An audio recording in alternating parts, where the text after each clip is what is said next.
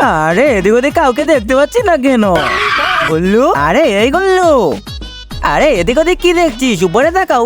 আমি, তুমি বউ সাজে বসে আছে কেন? আবার বিয়ে করবে নাকি? আরে না, এই বয়সে আবার দ্বিতীয়বার বিয়ে করবো নাকি? আরে আমার বান্ধবীর মেয়ের বিয়ে, ওর বিয়েতে যেতে হবে, কিন্তু বাইরে থেকে কে জানি দরজা বন্ধ করে দিয়েছে। আগে খুলে দিয়া। ঠিক আছে খুলে দিতেছি। আরে ভাই, মনে হচ্ছে বাইরে থেকে কেউ দরজা লক করে দিয়েছে। ঠিক আছে চলো চলো। আরে মামি, দরজা বাইরে থেকে কে জানি লক করে দিয়েছে। তাহলে চাবি কোথায়? সেটা আমি কি করে বলবো? আবে এখন আমি বিয়েতে কিভাবে যাবো? আমাদের কাছে কি আইডিয়া আছে? আরে কি আইডিয়া?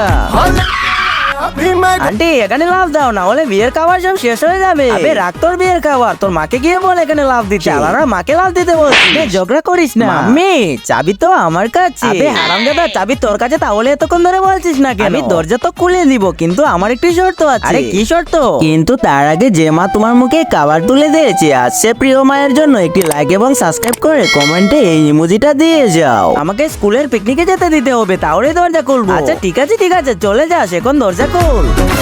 পিকনিকে যাবি? পিকনিকে?